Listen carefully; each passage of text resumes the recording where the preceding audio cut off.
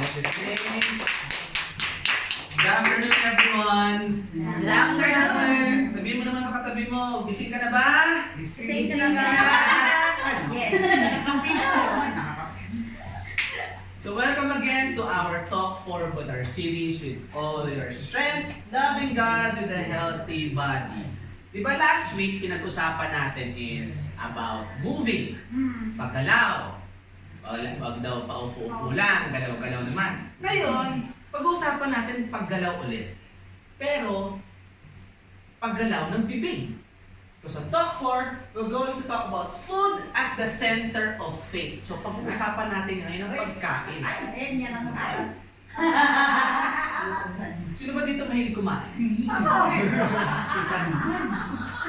Alam naman natin yan. Sabi nga nila, food is life. Yes. Food is life. So let's pray our favorite prayer here at the feast in the name of the Father, the Son, and the Holy Spirit. Amen. Today I receive all of God's love for me. Today I open myself to the unbounded, limitless, overflowing abundance of God's universe. Today I open myself to God's blessings, healing, and miracles. Today I open myself to God's word so that I become more like Jesus every day. Today I proclaim that I'm God's beloved, I am God's servant, I am God's powerful champion, and because I am blessed, I am blessing the world. In Jesus' name, amen. Let's honor the word of God.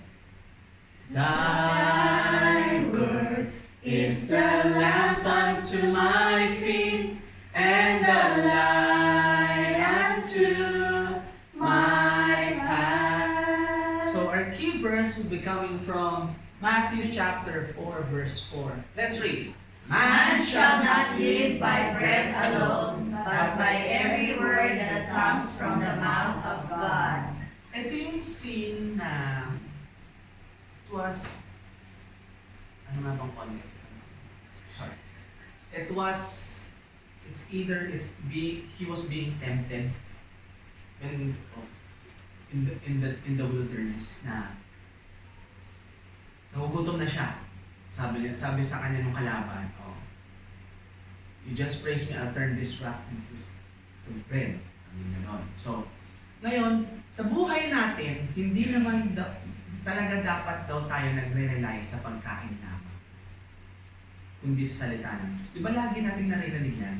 It's not about we rely on something that will sustain us, but the Word of God also will sustain us for the long run.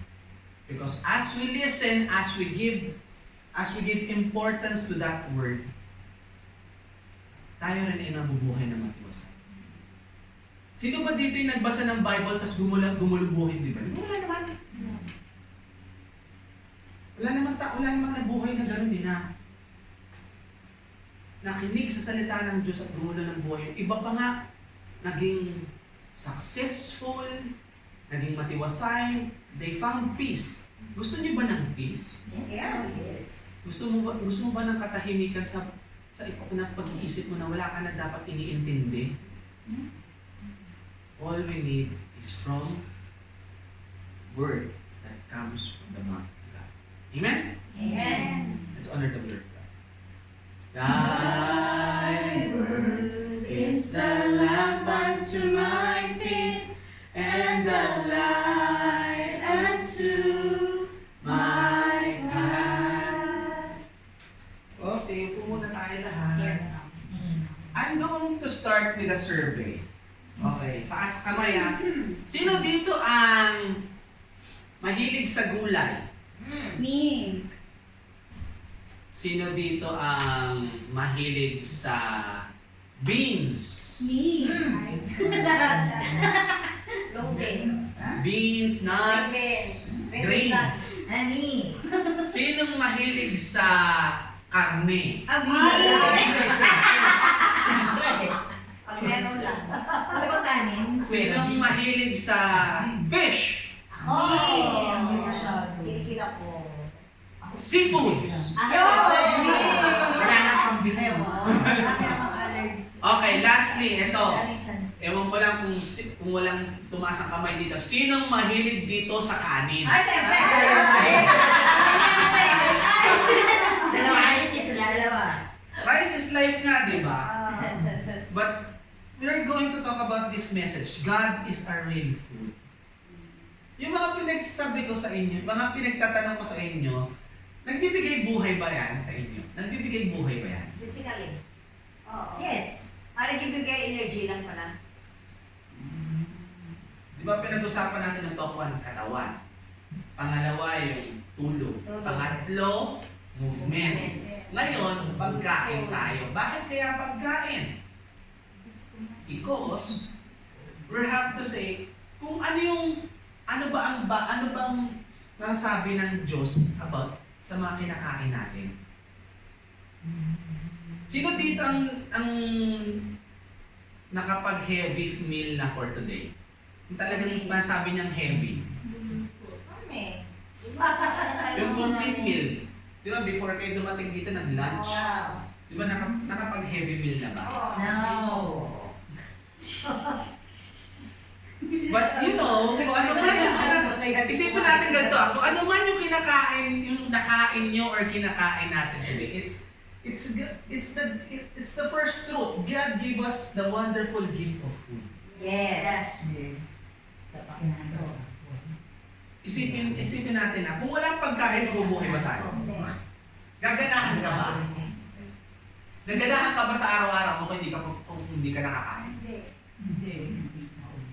Paano yun sa mga nagda-diet? Malay ko sa kanila. May tubig man. Sabi ko, sabi ko sa inyo, from the Old Testament, nung kinreate ang tao, tayo ay mga vegetarians. Basahin niyo bakit. When God said, I give you every seed-bearing plant on the face of the whole earth, and every tree that has fruit with seed in it, and then yours for food. Wala kayo nun. Originally, ang tao ay vegetarians talaga. But after the flood, after Noah, ito sinabi niya, everything that lives and moves about will be the food for you. Just as I gave you the green plants, now I give you everything. So before the flood, yung panahon ni Eva at Adan, vegetarians tayo. Nung after the flood, dumating na yung mga hayop. Binigyan na tayo ng authority ni Lord. Kumainin ng mga hayop. Kaya pala natin, Thousands ang buhay. So, okay lang, may mga exotic food pa lang, kinakain si ano. Ano ba gawin natin ngayon? Di ba? May ano na Ngayon, anong sinasabi nun? Ang sinasabi nun, sa araw-araw natin kinakain, naiisip nyo ba na yun hindi naman talaga ikaw ang gumawa. Hindi naman talaga para sa'yo yan. Nilaan para sa'yo. Kung anong pinipili mo ngayon, sino ba dito mahilig kumain ng snacks? Me. Lahat tayo, te. Perfect. Perfect. Pero, ang sabi ni Lord, ang dapat mo lang kainin is, Ako kumanaw ko. kung ano man yung gumagalaw, kung ano man yung gumagalaw at tumutubo, ba't kumakain tayo ng snacks? Pilipino kasi. Ay, Ba't tayo kumakain ng snacks? Diba? God wants us to eat. God wants us to eat real food. Yun ang unang truth. Kagastrik man. God wants us to eat real food. Diba, Lord? Isipin natin that before, siguro natin yung mga parents natin, mga grandparents natin. Sila man nagturo sa akin na kaya na. Wala pang masyadong preservatives noon. Wala pang processing. Lalo na yung mga nasa probinsya. O gutom ka, kumatay ka dyan ng manok. Gutom ka, kumuha ka ng prutas sa likod. Sila nagturo sa akin ng snacks. Sa Maynila. I remember pa nga nung bata ako dun sa bahay ng tita ko sa Las Piñas. Pag nagbabakasyon kami dun, o gutom ka, kumuha ka ng Indian mango dyan sa puno. That's what God wants for us. And nakakatulong yun to boost our life. So lesson tayo sa mga sa mga processed food, sa mga snacks. sa mga snacks. Dapat na yung snacks na yun sa likod. Paano yan? Stocks pa naman nandyan. Tapon na lang yung cracker. Alam ko sabihin ko dyan tayo sa mga bitsin. Second truth, man distorts food through gluttony. Alam niyo naman ang word na gluttony, di ba? Guilty ako Hindi tayo. ako yan. One of the 7 capital sins in our church, in our church teachings. Ano ba pag sinabing gluttony? You're consuming the more than you need. Ano? Knowing what's. It's only Sa mga ekonoman. Ano, lagot? Kahit busog ka na, Kain pa rin. kain pa din. Oh my Bawal God. mag-only ka. That's so me. Kahit tapos ka na kumain, ay gutom pa ulit ako. Anong meron dyan sa ref? May mga tipong ganun. Kailangan mo siyang Paano sabayan. na yun? Ay, kasi ko lang, kahit kakain mo lang, tapos may kakain mo. Kailangan mo siya. Told you, mami, winarding na kita about this talk eh. Sa dapat na nag-emo po, bawal na mag-only ka. Paano yun? It's not about bawal naman. Ang style ko dyan, pag mag-eat all you can, hindi ako kumakain buong araw. Ay, Alam niyo, mami, Hindi ko na kunin, dapat ubusin gano'n na lang. alam niyo, mami, Celian, ganyan ang ginagawa ko. Kaya ang ginagawa ko, ano lang ako, kape lang ako. Kunyari, eat all you can dinner. Hindi kakain pa rin. oo. Di ako, Ay, hindi ako. Ganun ako pagkakain ako ng marami sa gabi. Tanghali na, lunch na ako. Fasting. kasi minsan, when we fall in the sin of gluttony, we're no longer in control. Food controls us. Oh my God. Isipin mo yun? Isipin mo yun, nagkanin at kulang ka na, Oh, tapos after 10 minutes, biko yung dessert, anong ganyan. meron sa ref? Totoo. Project ako. Pag magtrabaho ko, magbaon ako ha. Tapos, hindi ako makaumpisa sa trabaho ko hanggat hindi ko kainin yung baon ko. Nakasunod ako sa pagkain ko eh. Minsan kasi naiisip natin, may pagkain ako dyan, kailangan pumasok sa katawan ko yan. Ang bagal ko magtrabaho, tapos pag alas 9 pa lang, ubos na yung tanghalian ko. Pero saan natin ilalagay yung sarili natin between gluttony and yung panghihinayang? Di ba minsan naglalaro yung dalawang yun? Minsan panghihinayang ka, hindi natin uubusin, sayang naman, baka mapanis. May ganong mentality ang tao eh. Ganun ako. Ganun din ako, te. Di ba? Kaya Di ba may ganun yung tao? Tira ka na. Karamihan sa atin ganun ang mentality, di ba? Oo. Nagbo-blur yung lines between gluttony and yung panghihinayang. Kasi, nauuna ang kung may masasayang ba or nasayang yung ginastos. Lagi, sustainability ang naiisip natin. Paano natin masusustain yung pangkinabukasan natin kung masasayang din naman.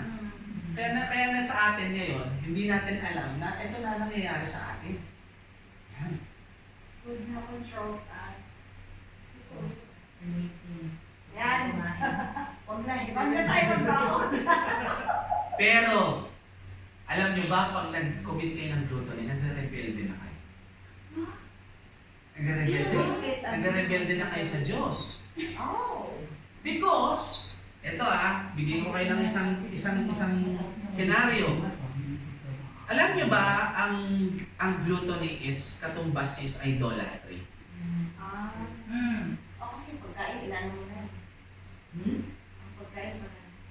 Kasi, sino lang ba dapat ang ina-idolize mo? Siya lang naman dapat, di ba?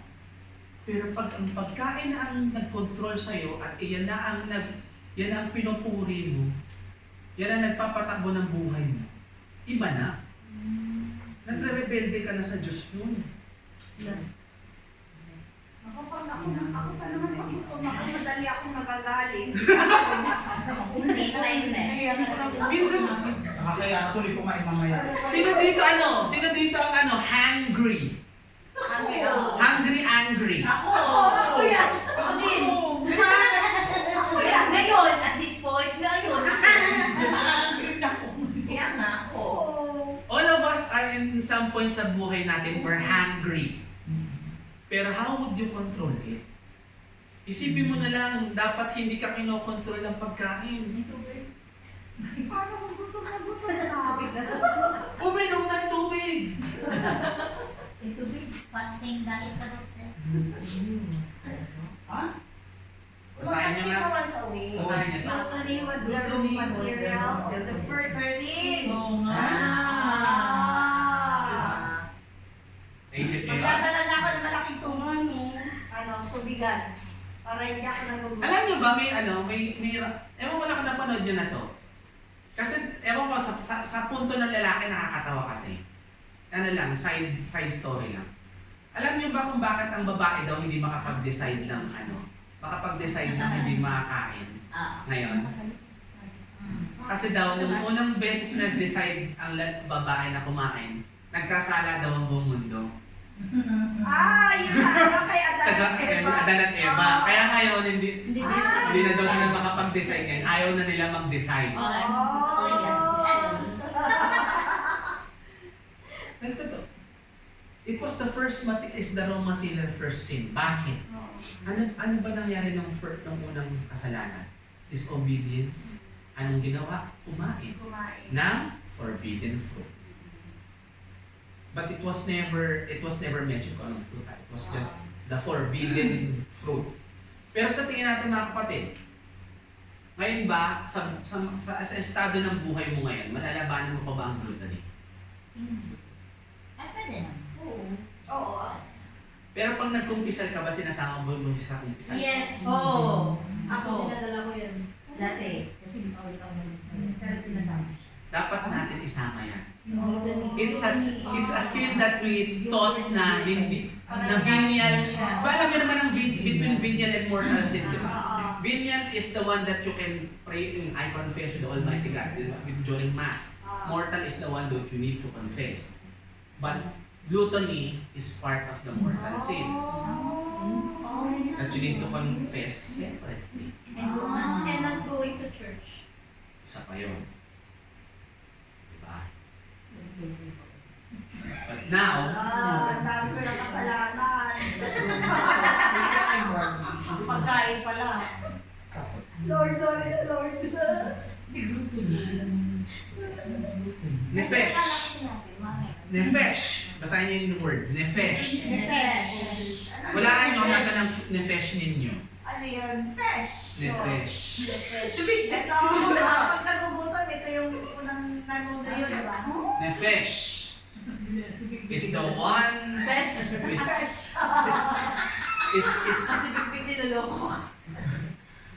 merong disorder ang ating mga lalamunan when we commit gluttony.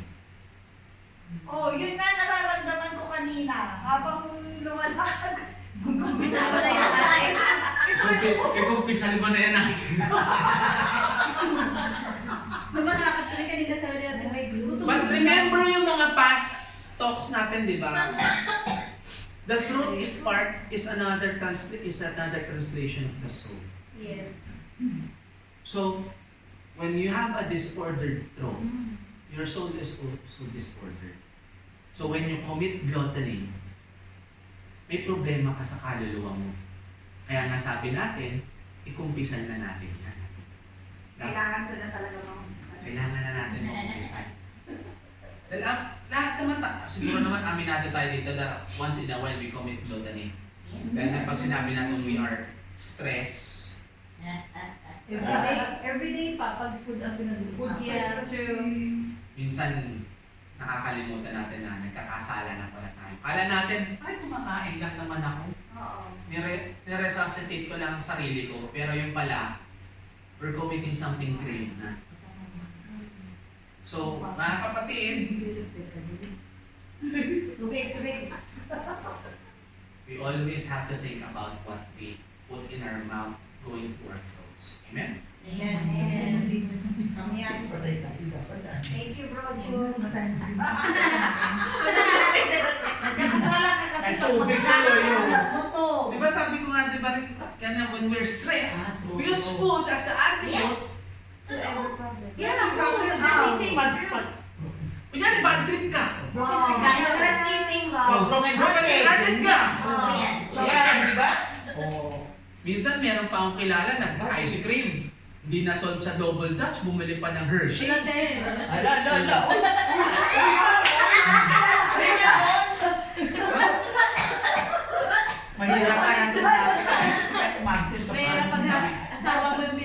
Bakalan dito sa unahan eh. Nakalagi eh. Diba? May kilala akong ganun, hindi na-solve sa double dutch, bumili pa ng nagpabili pa ng Hershey. Oh. Hindi na nga. Buti mo kilala mo yung isa sa luxury bag. Paano lang naman yun? Producer na kilala mo yan. Baka hindi namin kilala naman. Kilala niyo yan, pabili rin kayo ng tsokolate sa kanya. Pero ang grabe, when you read about gluttony in the Bible, meron solution si Proverbs. Pero medyo gruesome. Basahin natin. Put a knife to your throat. Hindi na tubig na lang. Tubig na lang. Tubig. Di ba, actually, yun ang isa sa mga reaction ni Mami Sel sa akin nung sabi, Daddy, bakit ang Proverbs medyo, it's either in your face, medyo gruesome, medyo, ano bang tamang term? Medyo, mabigat, masyadong, Mangiog. Oo. Sa Bisaya pa, mangiog. Diretso ba? medyo, yun, drastic. Oo. Kaya kagaya, yan kagad ang solusyon ni Proverbs when you succumb to gluttony. Pero yun nga, if you want to succumb to gluttony, water. Yun nga. Ngayon, alam ko na. Water lang. Papayag ka pa. Water lang. Nakakalinis pa ng insides ng katawan. Nakakatipid Nakaganda din. pa ng skin mo. If you cannot control your throat, you destroy your body. Huwag ganyan.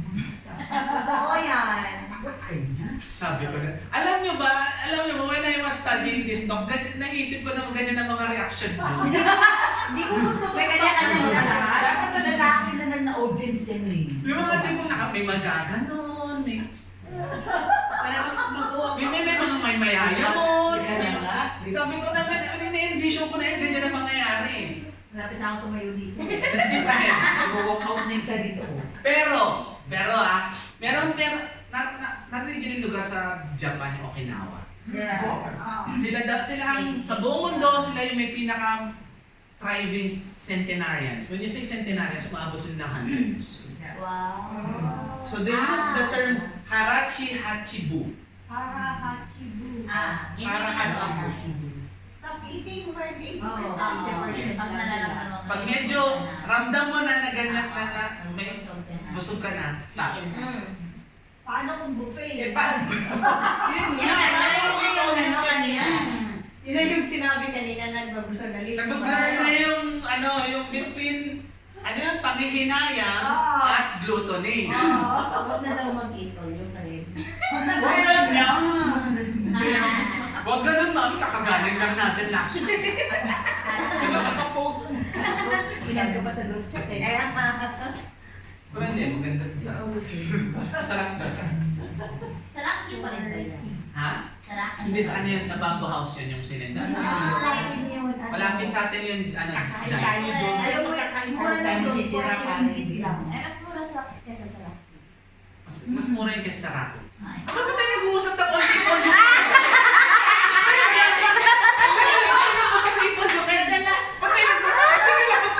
We're talking about taking it easy sa pagkain, tapos nagpaplano tayo ng eat all you can. Tayo na lang, huwag natin sama si. Muna yung sabi ko, Mamaya ba, brother? sabay tayo matuto. Ano ba yan? Aray ko, hindi ako dapat dito. So we have to follow this, this, itong thought na to. We have to practice this process na rin. It's for our own good kasi sabi nga dito sa natin, sa next slide, glucose resistance, high cholesterol, Equals. Ay, wala. Maganda pa yung cholesterol. Sino dito ka rin nagpa-blood work latest? Kamusta? Maganda naman. Normal naman. Kamusta naman? Okay na, di ba? Let's sustain it. Yes. Tama na yun, or mas maganda, improve pa natin. By how? Papakita ko sa inyo how. Bigay ko kayo ng 5 habits. Uy, 5 habits of eating healthy. Number 1, eat real food. Real food naman, di ba naman ginagawa ka AI? Hindi yun. Doon kanina eh. When I talk about real food, it's not about snacks. It's not Yan about nga plain yan. process. Eh, di natin pwede tayo nindala. Ano na yun eh? It's not about Meron dyan. Excited na ako. It's not about na maraming starch. Patay. Yan. Greens, Hindi wala ng kanin. greens, grains, Paano ko mag-grits okay? Protein, fruits, Grits vegetables, okay. animals. animals, meat, especially white meat. Narinig nyo na yung pagiging pescatarian? Hindi. Huwag ganyan. Ano yun? Fish, vegetables lang. Walang Ah. sweet. Ang hirap kasi maghanap ng pescatarian pala ako noon. Isda lang ang palagi. isda ang gulay. Pero, Ano pa tayo din ba? luxury na yung magkakarne, pista lang may karne. Siyempre mo na lang, di ba, your body is God's temple.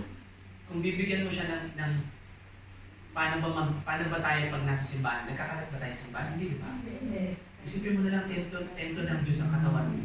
Huwag mo siyang bibigyan ng basura. Huwag na tayo bibili ng ano, Sicilia. Kung, Ay, hindi ako mahilig sa Sicilia. kung gagawa kayo ng snack, I would suggest popcorn. Popcorn. Oily din eh. Kasi mais yun yun. Mais yun eh. Oo, mais yun. Kung ano yun, kung kayo gusto nyo talaga nag-hankering for snacks, nuts Biko, or biko. popcorn. Popcorn. Walang butter. Salt lang. Ay, yung leche plan natin yun. Hindi ka rin leche plan. High sugar naman yun, ate! Sige, te, paglaban mo. Sugar and milk. May milk yan, may milk. Second habit. Ayan na nga, nandun na tayo sa question mo. Minimize starch and sugar. Sure. As much as I Minimize na ang minimum ko is 1 kg. Diba? Nagtanong si ate, paano leche plan? Amin to. Minimum ko 1 kg. Ay, takot ka. Yan, ito ha. Basahin ito. Excess sugar is linked to obesity, type 2 diabetes, heart disease, fatty liver disease, and even cognitive decline. Some Parang doctors kompleto ako call dyan ah. Alzheimer's disease as type 3 diabetes. Sino dito ang sweet tooth? Ako. Ako hindi. Yun na lang kasi yung ano eh. Ay, Ay, ay, ay. yun na lang yung sweet. Oh, yun na. Yun na lang natitira sweet. Minimize your sweets. Magkasaga talaga itong dalawa. If talagang naghahanap kayo ng sweet, I would suggest honey.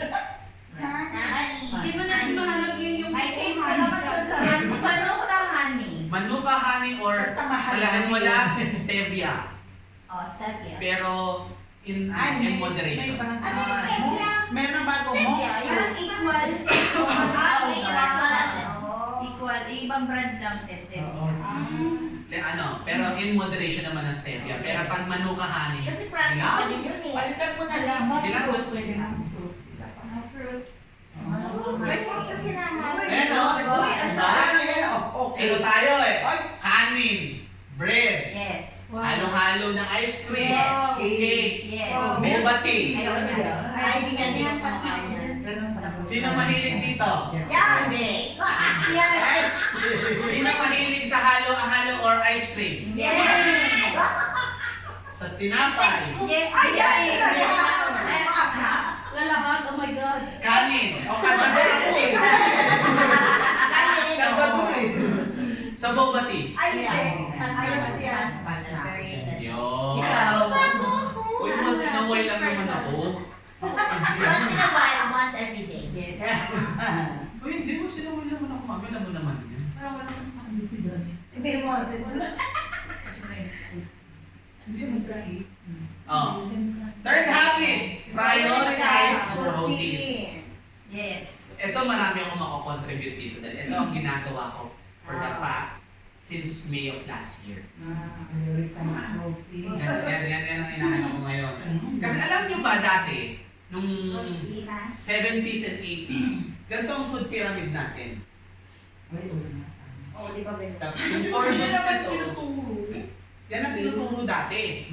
nung kabataan natin. Nasa Ewan ko na libro. lang sa panahon nila. Go, bro, bro. Nasa libro yan. Dapat ano ako sa kabila. Go, bro, bro. Nung panahon nila, sa panahon natin, ganito ang tinuturo sa atin o sa home economics natin. Ano yung paghahanap na? Pero ngayon, nung 2020s, binaliktad na. Oo nga. Ngayon, nasa taas na ngayon ang proteins. Bago ko lang pala. Ay, talaga. We all need to prioritize proteins na ngayon. Chocolate for me. Lahat ng Ba't hindi ka nag-advise? kasi nandito sa part na to ang carbs, starch, and sugar. Nandito sa half na to ang protein from this egg, Fats. Oo nga. healthy fats, healthy fats, omega-3, pangalan ng healthy fat ng avocado, I forgot. But healthy fat ng avocado, Olive Mataas. oil. nandito na yan. Fiber. Fibers and proteins nandito lahat. Yan na yung diet ko. Sigawan yung sarili mo. Pinagdulalo ako. Ito talaga tayo ngayon. We undereat proteins, but we overeat Overload on carbs. carbs. Sa kakatipid kasi. Kailangan pa. Kaya nasa, alam niyo, ito lang na wonder, ito lang na pagtantuan ko recently na natanong kay Mami Sel to. Bakit kapag gusto mong magpaka-healthy, ba't ang healthy foods ang mahal?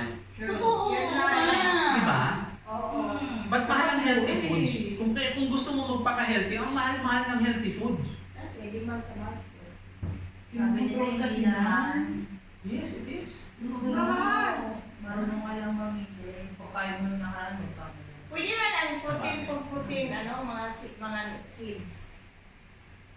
Gusto, ito, share ko lang iniluto sa akin ni Mami Sel noon. Deep fried siya, pero yung laman niya is carrots, tuna, potato, tsaka green pepper na may cream cheese sa loob. Basta ikaw yung mag-brand. Maraming Mura. Yung bibili ka, Chocolate. mura. Tapos ikaw magluto. Mura yun. Pero kung bibili ka sa labas, Mahal talaga, mahal. Lalo yung luto na. Subway, for example. Yung Subway sandwich na 6 ringgit, 6 inches, magkano yun? 11. 11 yata na si Sir 11. Starts with 11. Pero pag ikaw nag-prepare, Mura lang. mas mura pa dun. Pero ang binili mo, Yung bibili ba? magkano Isang yun? piraso. Ano? Pero di ba yun mo, makakabili ka ng haba ka na. Makakagawa ka ng maraming servings. Yun yung difference doon. Kasi yung magkano yung isang tuna dito, nasa 8. Hindi yung nagkakamali, 8 ringgit. So ngayon, we have to prioritize protein. Kasi ang protein, other than nakaka-build ng muscles, nakaka-ano rin siya, nakakabata. Kasi the more we age, humihina ang muscles natin. But we need our muscles to move. Next, supplements to fill the gaps. Ako ayoko yan. Ako na yun. Ako lang ako. To be honest, hindi ako mahilig sa supplements. Gusto ko yan. Pagkain na lang. Fish oil lang ako. Nakita yung evidence ako din. Vitamin C ang pinapatig sa akin ni Mami C. Every day. Vitamin C.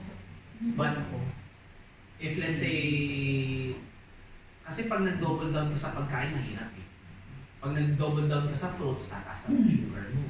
Pag nag-double down ka naman sa kanin, tataas ang starch intake mo, tataas naman ang carbs mo. Sugar din. True. So if let's say if there's a chance, fill the gap with supplements. Ngayon mga kapatid, bakit natin pinag-usapan ng pagkain? Because it will boils down sa pinaka-root ng ating series ngayon. God wants us healthy.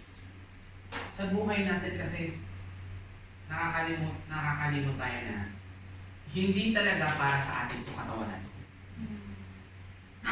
We're living in this world na hindi naman dahil gusto lang natin, but we have a purpose.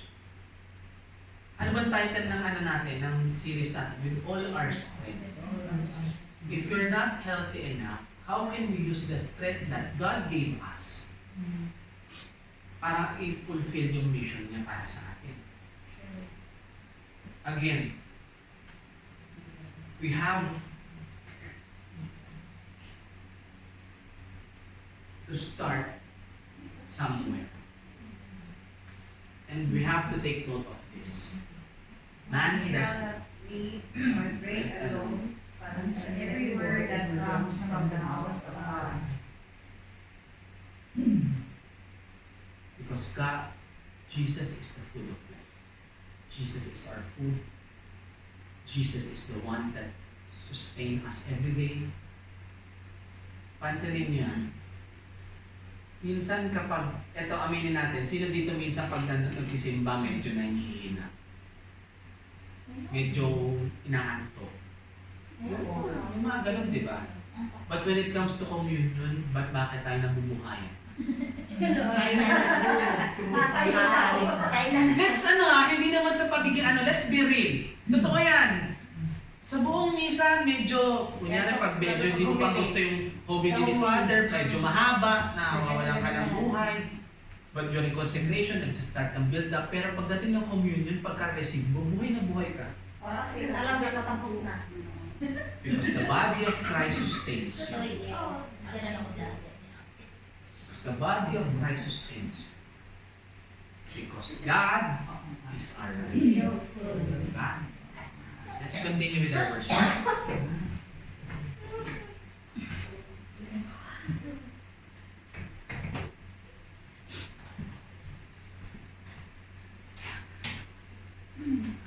Today we learn na there's a fine line between eating too much and succumbing to gluttony. Akala natin, sabi ko kanina, di ba? Akala natin ang simple pagkain kasi wala na. Hindi natin alam na nagkakasala na pala tayo. But today at least, we're enlightened that alam na natin kung hanggang saan and why do we need bakit natin kailangan isipin yung mga kinakain natin? Because we need the strength to fulfill God's wishes. Amen? Amen. Lord, we thank you for the day. Lord, we thank you for your message na despite na pinapakain mo kami sa araw-araw, kailangan din pala namin kontrolin ang sarili namin. Not just for our sake, but for your sake. Help us to continue this way of life. Help us na pagtuloy-tuloy namin kung ano natutunan namin today. Na hindi lang na humaba ang buhay namin para sa sarili namin, hindi lang para sa pamilya namin, para rin sa pagsaspread ng kingdom mo dito sa mundo ito. Dahil ikaw lang ang tayong kailangan namin. You're our food, O Lord. You are our food. Ikaw lang ang kailangan namin. Ikaw ang magsusustain sa amin. Ikaw ang magbibigay ng lakas namin sa araw-araw. As we face a new week, a new labor week, that you may continue to bless us, Lord, na bigyan mo kami ng lakas, pasensya, at ng understanding sa araw-araw sa mga gagawin namin. Kung magkaroon man kami ng problema, hindi na kami dadalangin sa pagkain. Dadalangin kami sa iyo. In this we ask. In Jesus' name we pray. Amen. Amen.